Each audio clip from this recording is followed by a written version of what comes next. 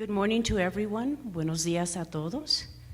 It truly is an honor to be here. I thank from the bottom of my heart all the organizers and funders and sponsors of this wonderful workshop that really is bringing in the best of the brain power from both sides of the border, but in particular to help those in need, older adults and their family members that are really doing their lion's share, not only for taking care of the older adults, but also from what we've heard in many discussions, taking care of younger family members with disabilities and those without.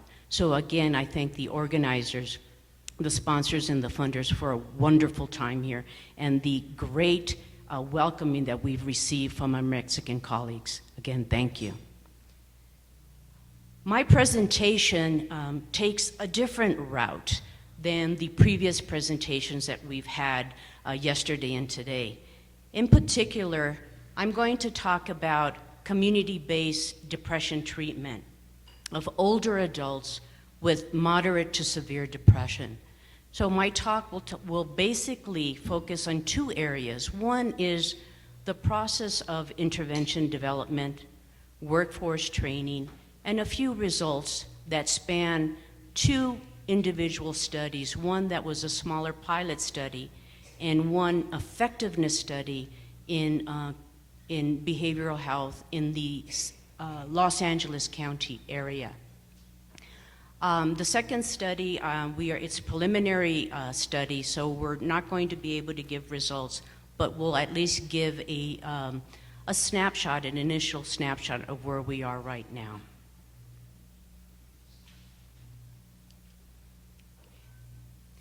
As I said earlier, the interventions that I'll be talking about focus precisely on severe depression, precisely on major depressive disorder. And what is major depressive disorder? We know it's a major psychiatric condition that affects millions of people around the world, and it is the cause of living with disability, not only in high income, middle income, but also low income countries throughout the world. So it's a global or worldwide concern. But we do know that, for example, in the United States, major depression is very prevalent to maybe 1 to 4 patients that go into primary care. And we do know that older adults with chronic medical conditions and functional impairments have elevated rates of major depressive disorder.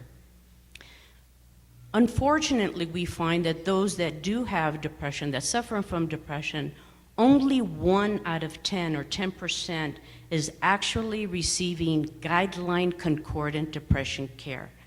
And so that really speaks to the issue of low access or no access for some subgroups, and also the low quality of depression care that we find not only in the US, but all over the world. Unfortunately, untreated depression can lead to many negative outcomes, mortality being one of them.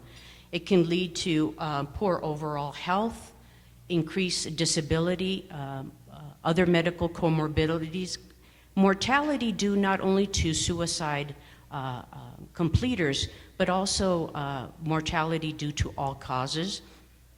And lastly, higher healthcare expenditures and costs due to many different factors. One is they tend to be older adults with functional disabilities and depression tend to be high utilizers of services. And also there is some biological evidence to suggest that they have worse outcomes in terms of infection, of coming out of different types of disorder or medical conditions. Now, if we look at the issue of older Latinos, we do know that they have elevated rates of major depressive disorder compared to non-Latino whites and other minority groups such as African Americans. So they do have significantly higher rates of major depression in the United States. Yet unfortunately, their access to formal specialty mental health care is considerably low, even lower than African Americans. My colleague and I, Dr. Dalia Fuentes, conducted a systematic literature review of depression treatments for ethnic and racial minorities in the United States, and we found that there was one study that actually focused on older Latinos with severe depression in the United States, and that was the study, that what we call the impact study, that was led by Jürgen Unnenser and his associates. And they found that for that particular population, Latino older adults, they did as well, and in some areas better than older whites.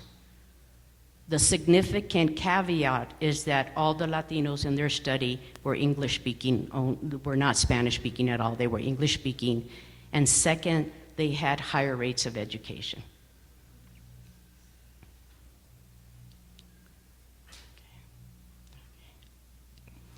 Today I'm going to start off the discussion regarding our first pilot randomized behavioral trial. And this was a psychosocial intervention specifically tailored to older Americans with moderate to severe depression and with a diagnosed disorder of major depressive disorder. We pooled a terminal sample of 100 older adults, 60 plus, that were part of the Ultimate Health Services Corporation. What is that corporation? Basically, it's a network of community health centers in the Los Angeles County area that serve a high percentage of older Latinos, both English and Spanish speaking. They needed to be of Latino descent, English or Spanish speaking.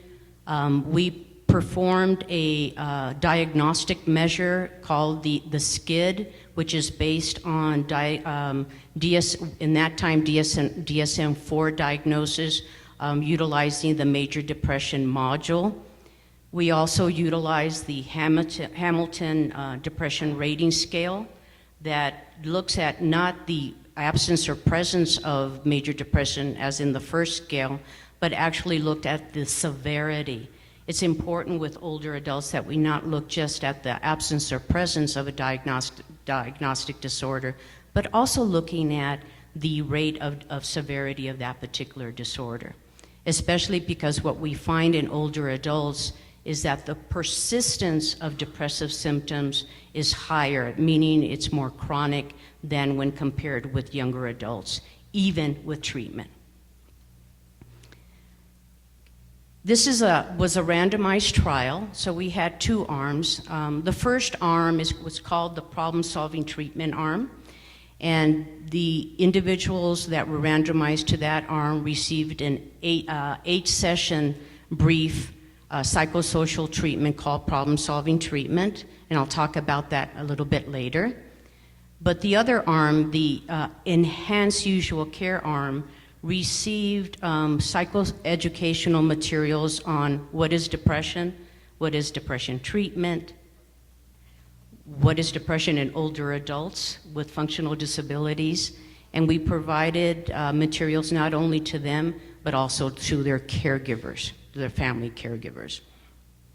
We also provided both groups referrals to specialty care, such as psychiatry, clinical psychology, licensed clinical social work for ongoing evaluation for medications or more intensive psychotherapy. Both groups received that as well.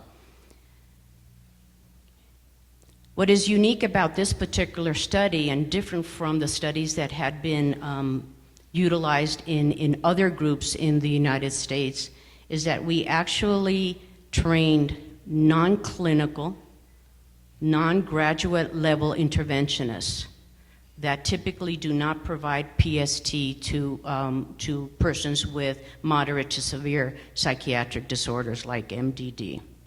And I'll talk about the training process because it's important for us to look at low cost, expedient, quickly delivered interventions in the community to extend specialty mental health care for low-resourced populations. Okay. I'll talk a little bit about the pool of persons that we drew from.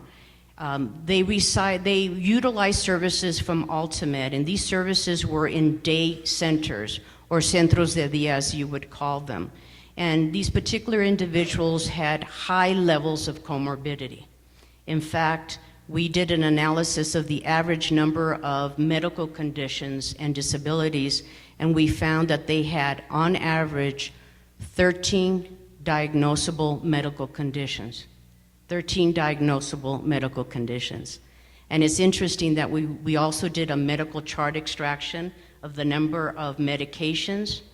We found that on average they receive 13 medications. So on average, there's one medication for each diagnosed disorder. And high levels of physical or functional mobility problems. In fact, many of them were nursing home certifiable. So in reality, these particular centers were nursing homes without walls, so to speak. Nursing homes without walls.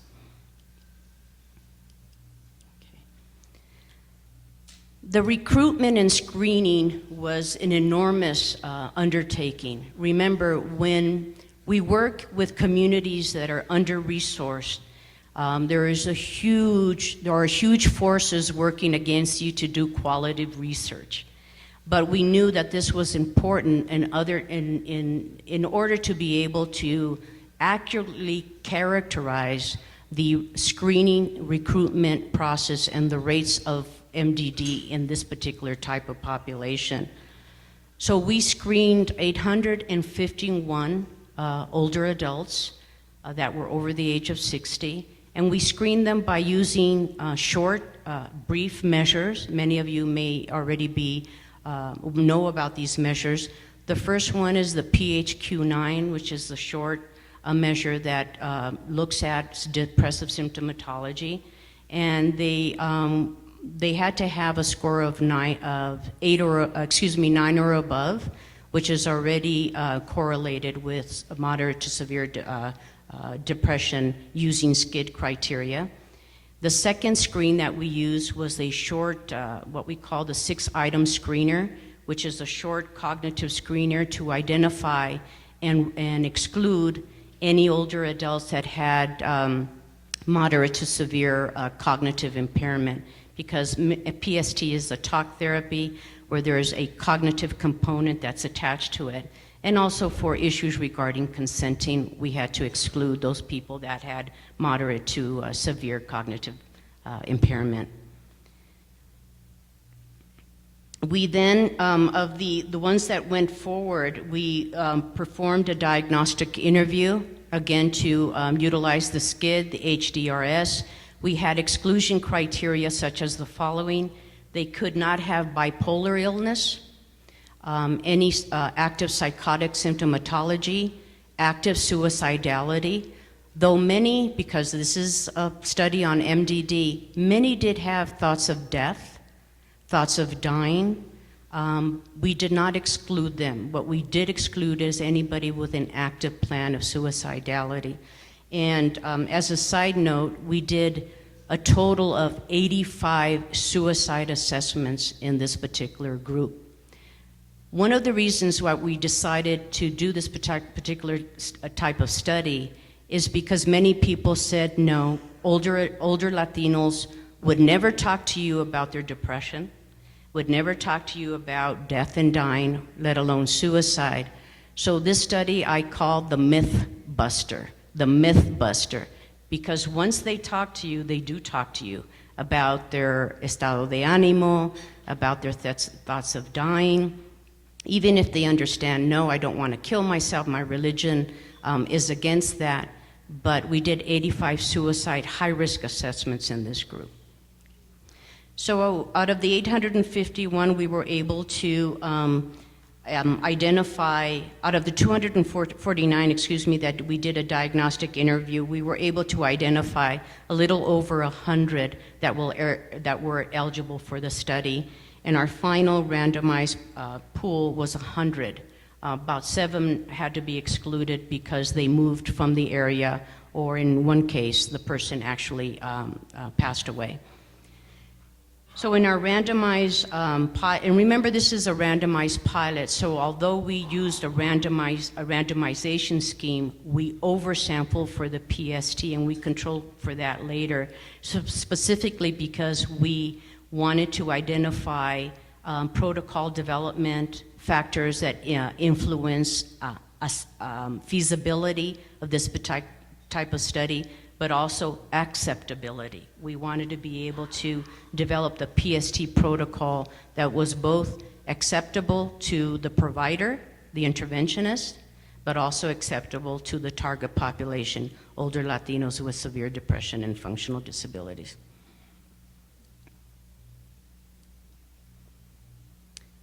These were a few of the diagnostic domains that we identified in our baseline and also follow-up interviews.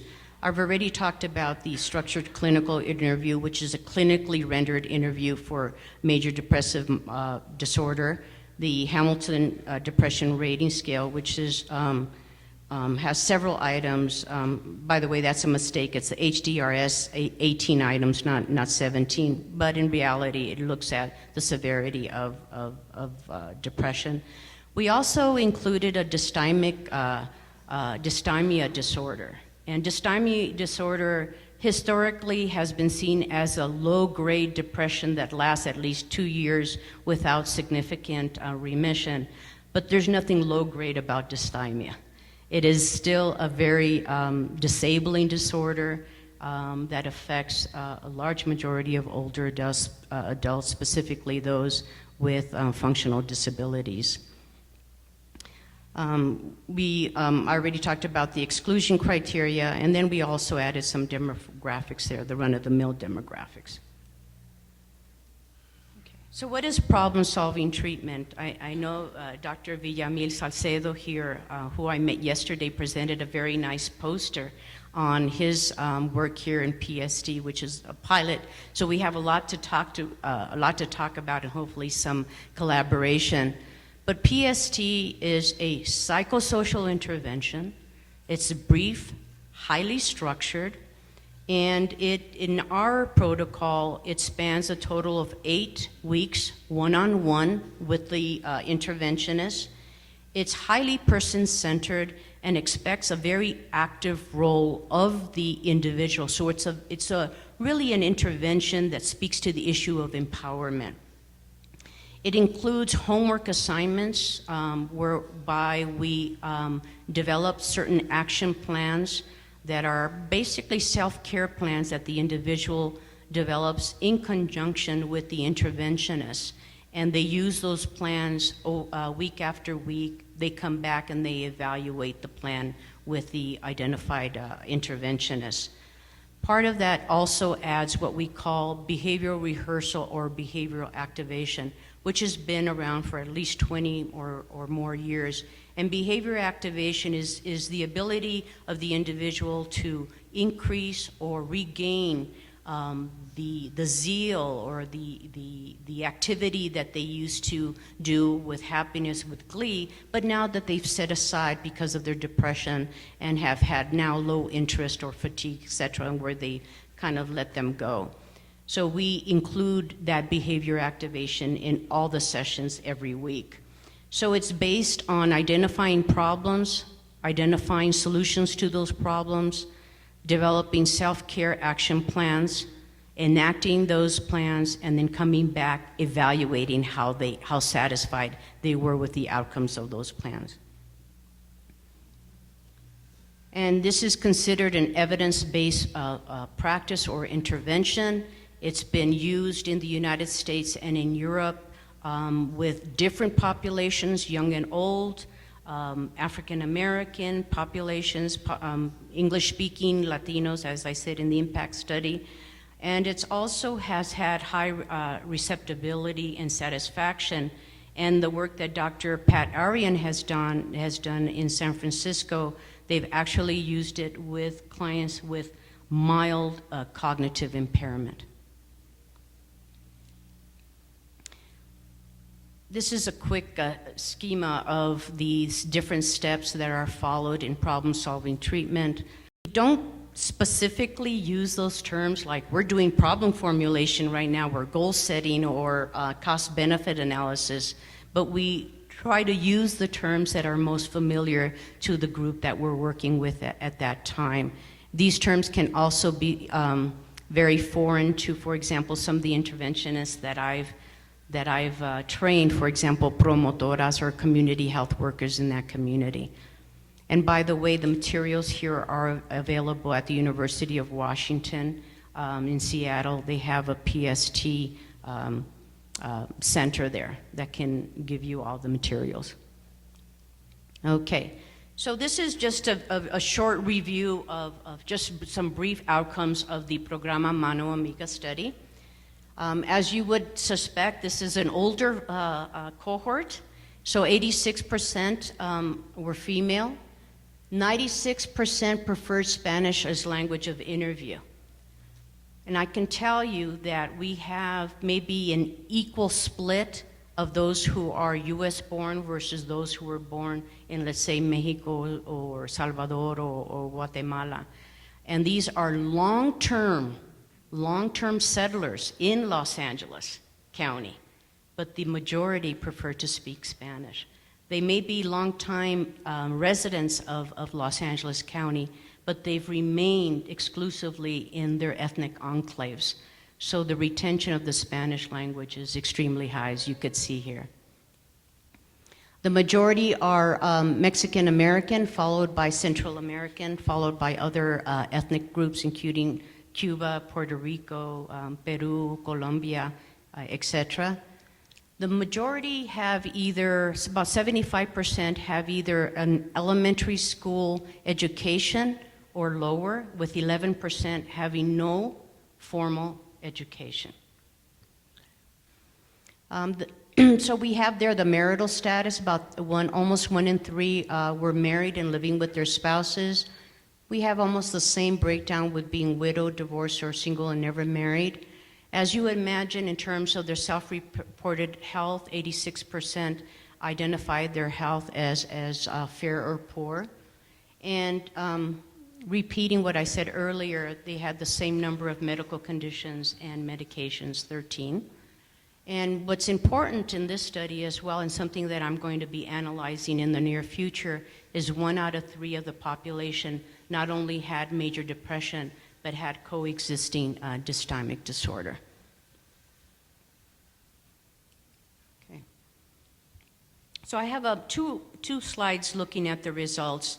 I was very interested in looking at the change in MDD rates. And you can see here that several take-home messages. One is that the MDD rate from baseline to 4 months declined for both groups.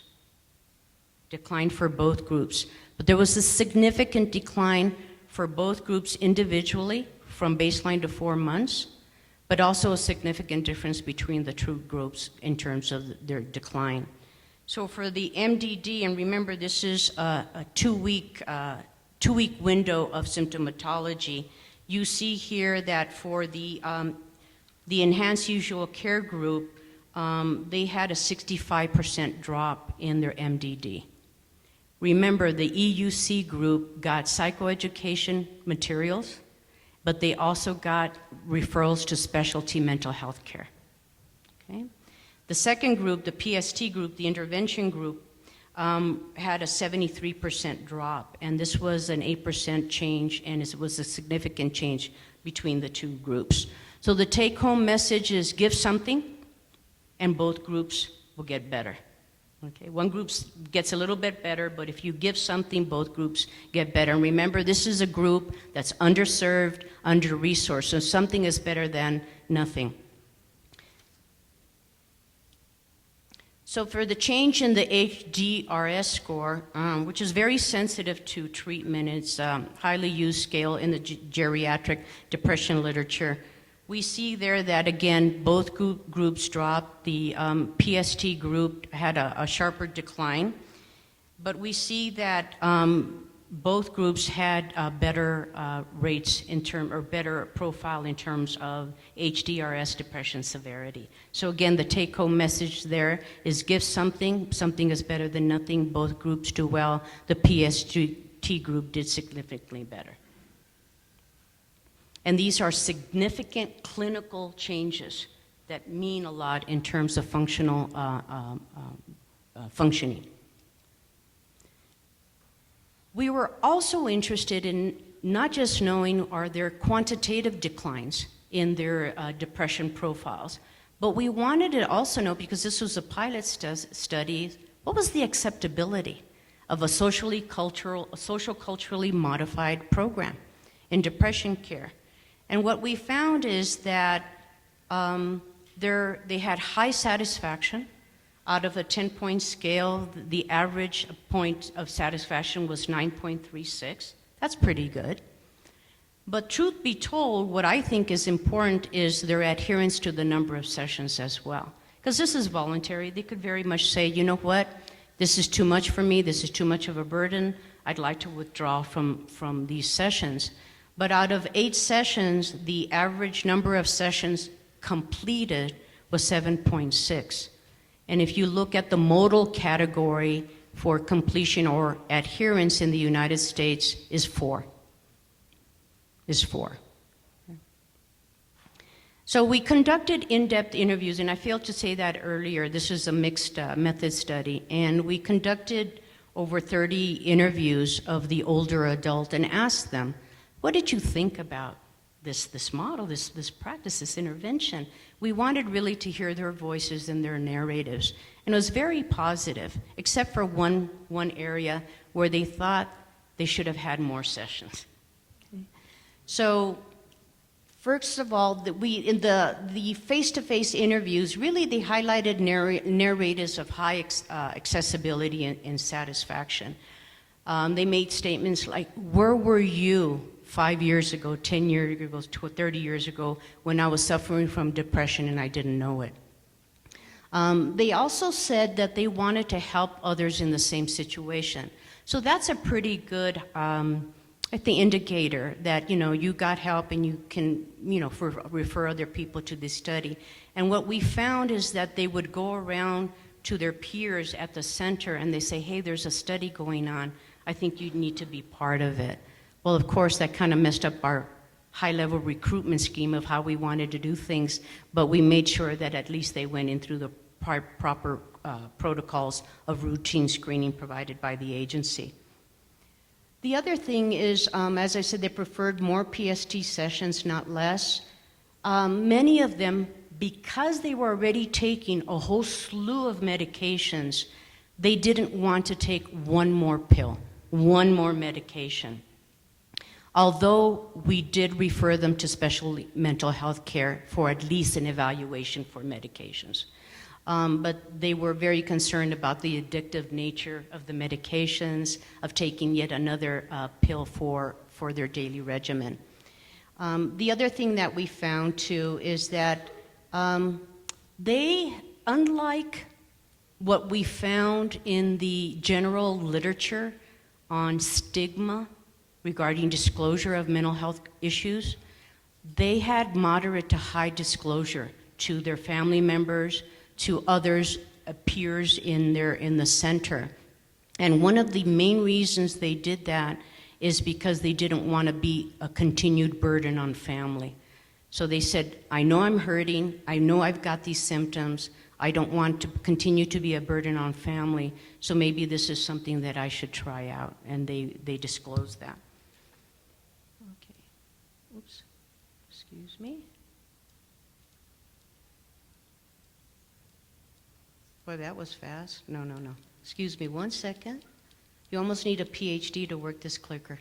Okay. So I'm not going to present this with rose glasses, okay? This is a pilot study, and a pilot is a pilot. You check things out, you look at the feasibility. Hopefully the results go in the trend that you want. So I ask you to maybe help us understand, was the success due to the fact that we adapted and modified our protocol to be socially, culturally acceptable? Could that have been it? Or could it be that we already had an impact on the system of care and providing referrals and expecting evaluation of those referrals? Did they make it to the psychiatrist? Did they get in the session? Are they taking their medications? Or is it what I talked about earlier, is anything is better than nothing, especially for a group that really does not have access to quality, guideline, evidence-based care? Okay. How much time do I have, Cocos? A little bit more? Yeah? Okay. The other big issue here is not just the clinical angle or their clinical perspective, but how do you train non-clinical interventionists that have big hearts, that want to do this work, but really don't have the clinical background, training, or formation? And this is an important subject because it talks about the issue of task shifting. How do you really capitalize on the workforce that you have in your agencies to maybe task shift or change their usual duties and responsibilities, add something new, provide them the quality training and supervision so that they could provide guideline concordant care of this psychosocial nature. So I developed a process of training and supervision that was based on this task shifting model and also based on non-clinical or traditional interventionists, but that extend the work that the behavioral health, specialty health professionals and practitioners do in the agency. So what we did is we actually developed a protocol, because I can develop the most academically eloquent protocol, but if it's not doable and easily used by the interventionist, it's really going to fail. And second, if it's not a protocol that's developed in tune with the cultural values, preferences, and needs of the group that's going to receive it, it's also going to be a failure. So we had several sessions where we had an iterative process of developing the protocol. We provided bilingual training. And that's important because unlike here, we don't have that core of Spanish-speaking clinical or non-clinical providers as you do here. So what I did is I recruited a number of these interventionists that told me they were bilingual, but when you put them in a clinical setting like this, things fall apart. So it was not only developing a clinical intervention, a social cultural intervention, but developing a protocol that was also user-friendly for this type of interventionist group. And so we developed glossaries on what is problem-solving treatment in Spanish. Also the issue of the cultural terms that people use to describe depression, etc. So we had weekly training sessions, booster sessions, and also pilot intervention cases where they were videotaped or audio taped. And we dissected the sessions to look at, are they hitting certain competency ratings? Are they providing what they need to provide at several phases or not? And if they weren't, we sent them back. You have to come back with the score of X.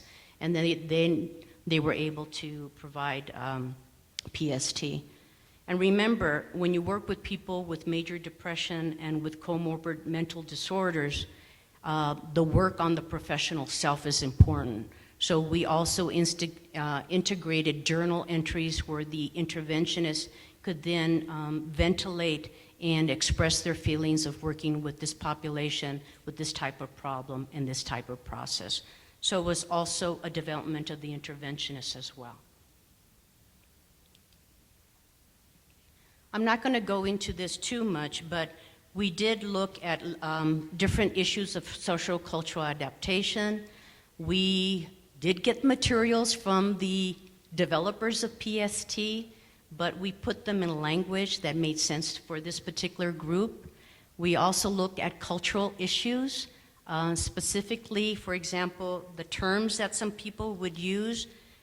there was a term that was really interesting to us, and it's a term that I'm sure you've never heard before, those that speak Spanish, desguanganzada.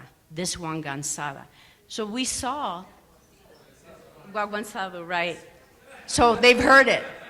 So we said, what was that? So what we did is we started developing a glossary of the 101 million terms that people use. But the key is, whatever the patient uses, that's the one that you use in the intervention. So it's very much person-centered. Okay.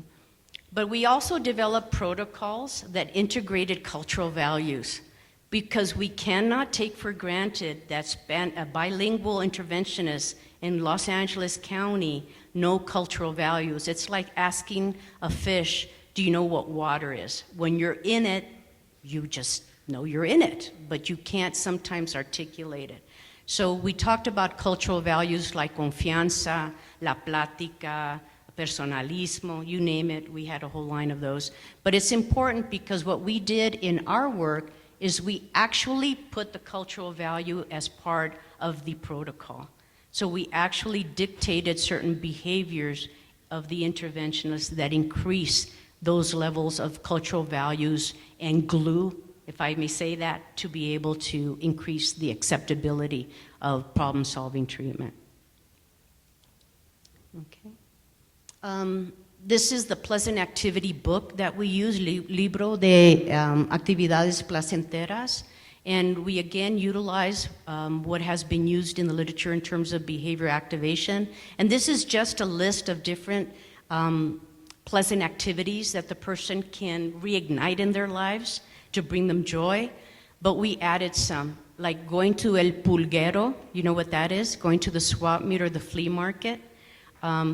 That was something that we could never find in these nice protocols that were out there. So we added a lot of socially determined pleasant activities that we would typically not see in the US literature. Okay. So in conclusion, with the Programa Mano Amiga study, this is a socially, culturally adapted PST that was highly acceptable to participants with high levels of comorbidity.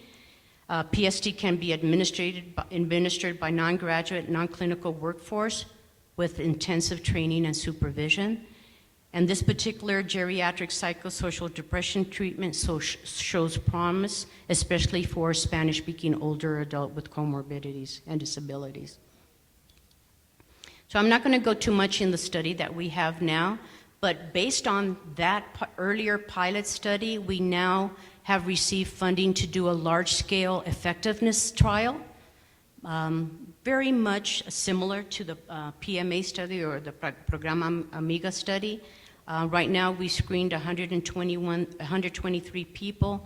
We have 45 people in the study, 46 people in the study, and that's the particular breakdown that we have. We're going to follow them at 3, 6, and 12 months, again, utilizing a mixed methods approach. So the next step is, how do you change organizations to add this particular type of intervention? We have to look at attitudes towards innovation. Not all workers want innovation. Not all researchers and administrators know how to cultivate it. We need a new workforce development schema or paradigm to look at all levels of workforce in the behavioral health sector, and look at other organizational resources such as time and space. Space is important.